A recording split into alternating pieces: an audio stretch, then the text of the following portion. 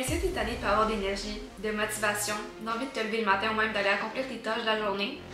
Inquiète-toi pas, j'ai passé par là aussi, puis après de nombreuses années à lire et à rechercher sur des concepts de développement personnel, laisse-moi te parler d'un concept en particulier qui a vraiment changé ma vie, puis ça c'est le concept du rebranding. Donc le rebranding en fait ça part du fait que tu veux vraiment reprendre le contrôle de ta vie, puis à développer des nouvelles habitudes et une mentalité plus positive par rapport à toi-même. Le rebranding ça signifie que tu es prête à arrêter de play small et de juste laisser quelqu'un d'autre contrôler ta vie. T'es prête à reprendre le contrôle puis à décider comment le jeu se joue par rapport à tes règles. Aussi, disclaimer avant de commencer la vidéo, le rebranding ça part vraiment du fait que toi-même tu veux changer pour toi parce que tu as une conscience de toi puis tu sais exactement quels sont tes points d'amélioration, quelles sont tes manières dont tu self-sabotages et tout ça. Puis c'est pas pour changer pour les autres, c'est pas que tu veux changer parce qu'une personne aurait une meilleure perception de toi si t'étais comme une autre, parce que c'est pas ça qui va te rendre heureuse, ça va même te rendre plus malheureuse parce que ça va pas être authentique à toi-même. Donc fais-le pour toi, honnêtement c'est exactement ça qu'il faut, puis c'est là que toute la magie va être. Aussi, il y a beaucoup de choses que je vais dire et beaucoup de choses que tu vas vouloir écrire dans cette vidéo. Donc, ce que j'ai fait, c'est que j'ai créé un document PDF qui est disponible dans la description ou encore sur mon site web que tu peux suivre et journal en même temps du vidéo, puis des concepts dont je parle pour t'aider à vraiment implémenter ce dont on va parler aujourd'hui. Donc, sans plus attendre, bonne écoute! Donc, chapitre 1, le plus important, c'est l'analyse de ta situation actuelle, parce que si tu sais pas d'où tu pars, ça va être très difficile de déterminer le chemin par lequel prendre pour te rendre où tu veux aller. Donc, le premier concept en fait dont je veux parler, c'est une matrice FFOM. Donc, pour ceux qui ont fait les écoles de commerce, c'est la matrice des forces, faiblesses, opportunités, menaces, soit en anglais. Puis, en fait, on va prendre le même concept puis l'appliquer dans notre vie en général et à nous-mêmes. Donc ça c'est un concept que j'ai pris de Tam Core, qui est aussi une YouTubeuse en développement personnel, mais qui est plus du côté anglophone. Puis pour chaque cadran, en fait, tu vas faire une analyse par rapport à ta vie. Donc dans tes forces, qu'est-ce qui te rend unique? Dans quoi est-ce que tu es vraiment bon ou bonne et que tu peux faire en claquant des doigts ou en fermant les yeux? Ensuite pour les faiblesses, c'est où est-ce que tu self-sabotages. Donc si jamais tu as des habitudes malsaines que tu continues à avoir, que tu sais que tu devrais arrêter mais que tu n'as pas le courage d'arrêter. Ça peut être aussi des choses que tu lacks. Donc admettons, est-ce que c'est parce que tu fais pas assez d'exercice, tu bois pas assez d'eau, tu manges pas assez bien. Peu importe, ça peut être des faiblesses en tant que telles. Ensuite, pour le cadran des opportunités, ça c'est des opportunités qui s'offrent à toi dans la vie telles que le nom l'indique et que tu pourrais prendre. Donc c'est plutôt externe à toi. Et les menaces, à l'inverse, c'est encore par rapport au monde externe, mais cette fois-ci, c'est qu'est-ce qui vient menacer ton environnement, menacer ta perception de toi-même ou encore toi-même. Donc, faire l'analyse FFOM, ça va vraiment te permettre de savoir sur quoi focuser, sur quoi mettre tes énergies et aussi quoi mettre plus de l'avant dans ta vie. Donc, c'est quoi tes forces et en quoi tu es déjà bon ou bonne. Le concept numéro 2, ce serait d'écrire ta situation actuelle avec le plus d'honnêteté possible. C'est vraiment ça qu'il faut, même si des fois ça fait mal à écrire. C'est ça qui va être le plus efficace. Donc moi, personnellement, j'ai 5 catégories qui sont les finances et les relations interpersonnelles, le physique, les émotions, puis ta vie quotidienne. Donc les finances, on s'entend, c'est simple, c'est est-ce que tu as de la littératie financière, à quoi ressemblent tes investissements, est-ce que tu as un fonds d'urgence, combien tu as dans ton compte en ce moment, dans ton compte chèque, tes savings, est-ce que tu investis, est-ce que tu as des comptes, vu que nous on est au Québec, des CELI, des REER, à quoi ressemble ton profil financier en ce moment, puis donc les finances c'est assez simple, mais en bref, moi ce que je fais c'est que je fais un profil de mes dettes, de ce que j'ai, mes avoirs, mes assets. Est-ce que j'ai des investissements? Au Québec, nous, on a les CELI, les REER, puis est-ce que tu investis à la bourse? Donc, à quoi ressemble ton profil financier en ce moment? Pour les relations interpersonnelles, c'est avec qui tu tiens, comment est-ce que tu interagis avec ces personnes-là, est-ce que tu les vois souvent ou pas, est-ce que vous faites des activités ensemble, quand vous êtes ensemble, de quoi vous parlez, tout ça. Après ça, pour la vie quotidienne, c'est tes habitudes, donc c'est quoi ta routine, qu'est-ce que tu fais dans ta vie, ton travail, ça va comment? Qu'est-ce que t'aimes dans ton travail, qu'est-ce que t'aimes moins dans ton travail. Donc juste vraiment qu'est-ce qui se passe dans ta vie de tous les jours. À présent, en ce qui concerne tes émotions, c'est comment est-ce que tu te sens en ce moment par rapport à ces différentes sphères-là de ta vie. Est-ce que tu te sens bien par rapport à toi-même? Est-ce que tu te sens bien par rapport à tes finances? Est-ce que tu te sens bien par rapport à ta job? Est-ce que tu te sens bien par rapport à tes relations? Donc, tout ce profil-là, vraiment définir comment est-ce que tu te sens en ce moment. Puis l'aspect final qui est le physique, c'est est-ce que tu t'entraînes? Est-ce que tu bois de l'eau? Est-ce que tu fais attention à toi? Est-ce que tu prends soin de ta santé mentale? Est-ce que tu prends, je sais pas moi, des vitamines? Est-ce que tu manges bien? Pas trop de junk food? Puis faire une analyse de ta vie par rapport à ces 5 catégories-là, ça va te permettre de savoir qu'est-ce que tu veux garder, qu'est-ce que tu veux changer, puis qu'est-ce que tu veux créer. Mon troisième conseil, en fait, ce serait de faire une liste de toutes les choses pour lesquelles tu as de la gratitude, que ce soit aussi simple que regarder un coucher de soleil, ou bien encore que tu as de la gratitude pour la maison dans laquelle tu vis, tes bijoux que tu as, ta robe. Mais moi, je porte une robe en ce moment, donc c'est ça mon exemple. Mais Ça peut être n'importe quoi, puis juste vraiment fais la liste la plus exhaustive possible pour vraiment réaliser à quel point tu as de la chance d'être la personne que tu es en ce moment. Même si tu veux t'améliorer, puis même si tu as envie de changer ta vie, il y a tout le temps des choses pour lesquelles tu peux avoir de la gratitude, puis c'est important de s'en rappeler. Puis l'étape 4 pour moi, ce serait de faire du shadow work, donc traduction libre, travail sur l'ombre. Mais en tant que tel, ça te permet d'aller vraiment travailler dans ton subconscient, puis voir si jamais il y a des émotions qui ont été répressées, puis qui viennent encore jouer un rôle dans ta vie quotidienne et que tu t'en rends même pas compte parce que c'est insidieux, puis ça reste là. Et vu que c'est dans ton subconscient, on s'en rend souvent pas compte. Mais pour faire ça, il y a beaucoup de phrases ou de questions qui sont disponibles sur Pinterest. Je vais t'en mettre juste ici, donc pour ton inspiration si jamais ça te tente. Mais tu peux toujours faire plus de recherches et trouver celles qui vont vraiment plus te convenir sur Pinterest par rapport à ça pour t'aider à déterminer s'il y a des émotions qui ont été repressed et qui viennent encore faire un tour de ta vie.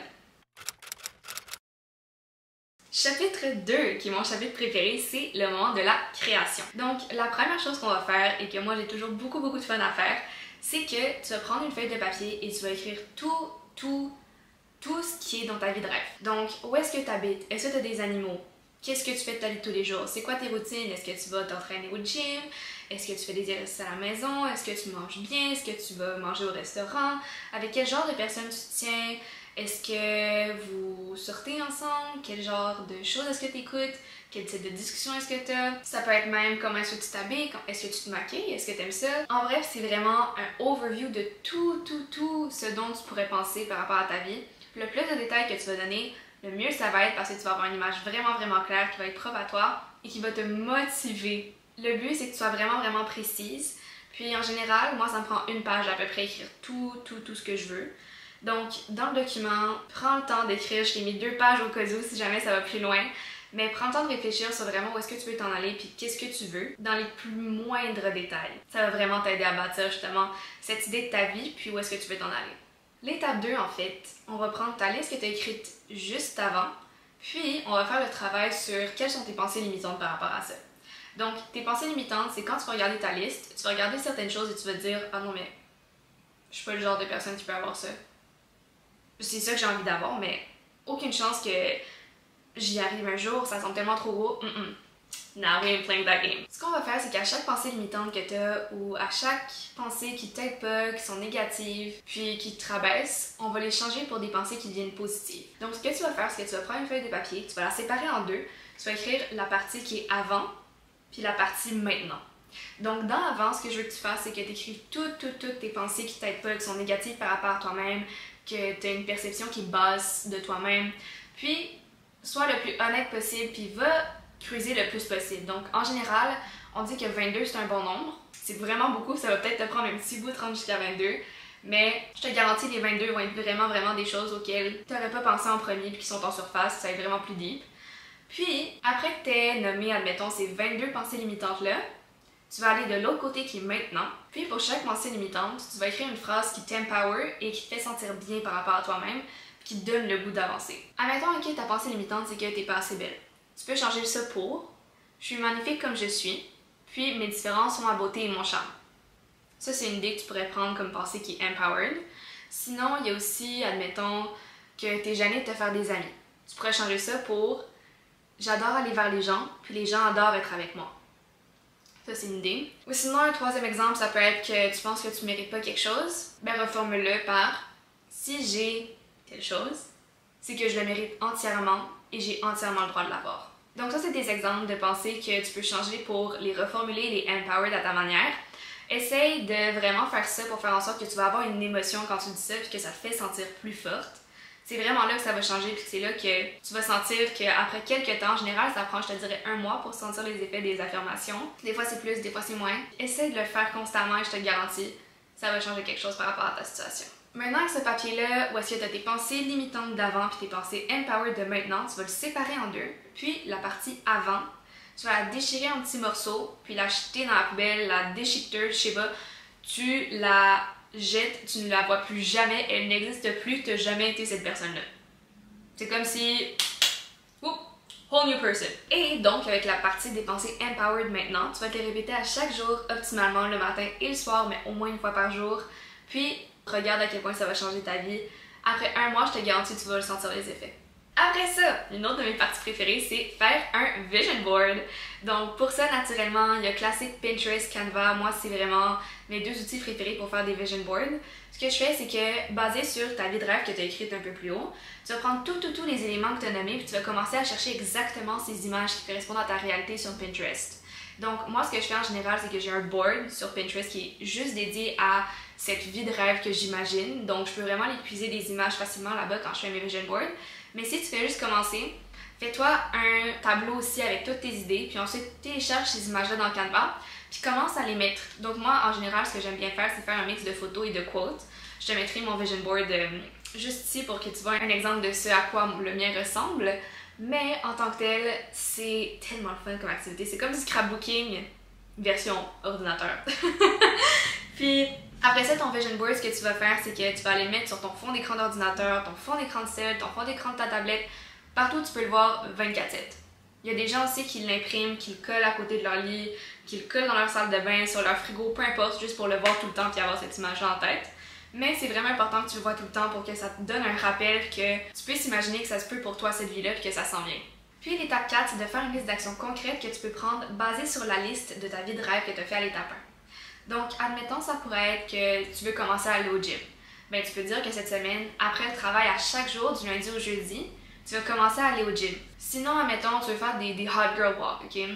À chaque jour, ben, tu peux dire que chaque matin avant le travail, tu vas aller marcher pendant 30 minutes pour te permettre de juste penser, écouter un podcast ou écouter ta musique pour te relaxer avant le travail. Sinon, si c'est de boire 2 litres d'eau, ben, tu peux te mettre des rappels à chaque heure sur ton téléphone qui va te rappeler de rester hydraté. Puis juste plein de petits exemples comme ça. Si jamais tu as besoin d'aide pour cette discipline et cette motivation-là, j'ai un article sur le blog que je vais mettre aussi dans la description si jamais ça peut t'aider à créer des nouvelles habitudes. Mais sinon, ça c'est les 4 étapes les plus importantes pour la création.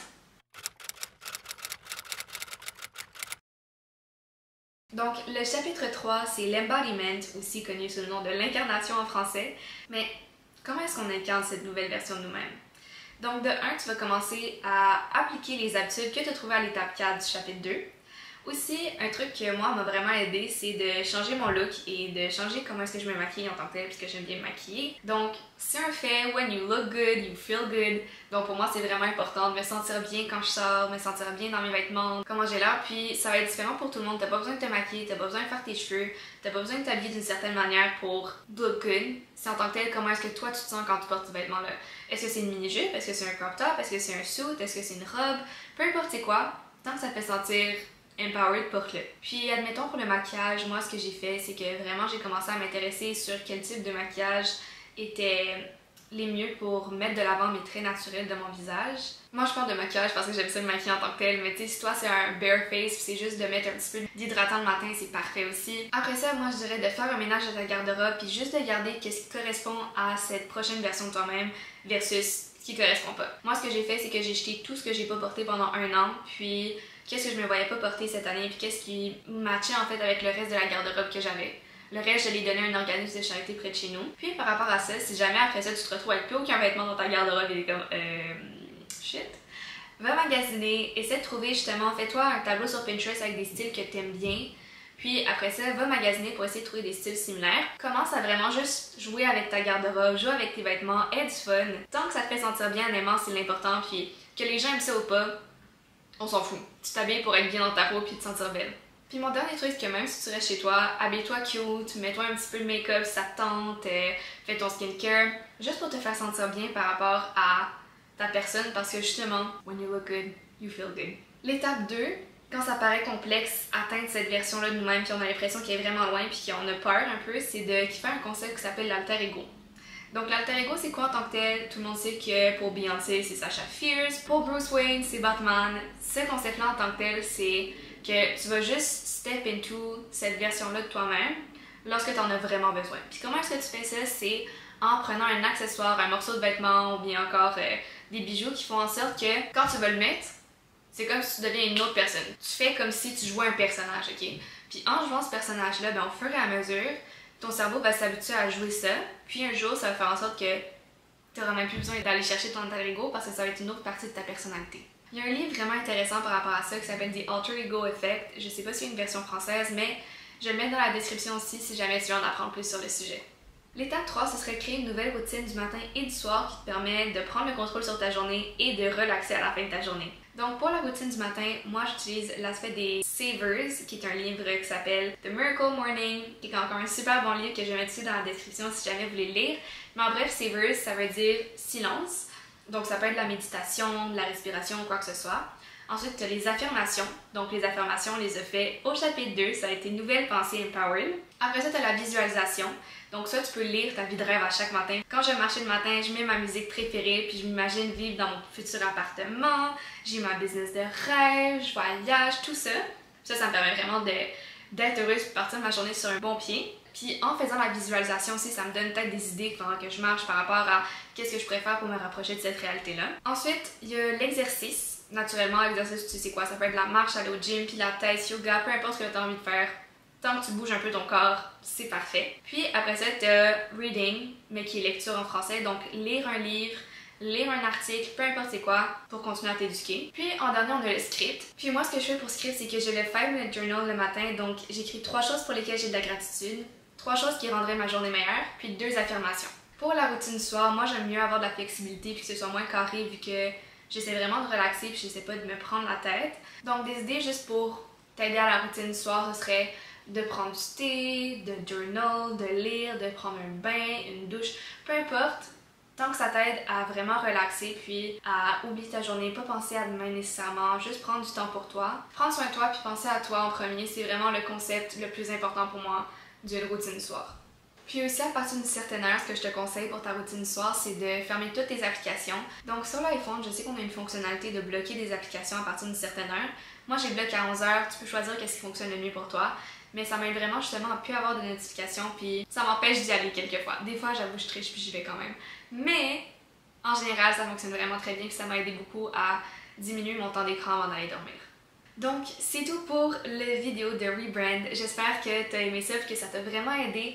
Moi, personnellement, c'est un truc que je fais à peu près aux 3 ou 4 mois. Je trouve ça vraiment important de le faire parce que ça me motive et ça me remet un peu sur le droit chemin des fois quand j'oublie où est-ce que je m'en vais. Si jamais tu as aimé la vidéo, laisse-moi un commentaire. Qu'est-ce que tu as préféré? Est-ce qu'il y a des choses que tu vas commencer à implémenter dans ta vie? Laisse un j'aime puis aussi, n'oublie pas de t'abonner à la chaîne. Puis sinon, on se voit aux prochaines vidéos.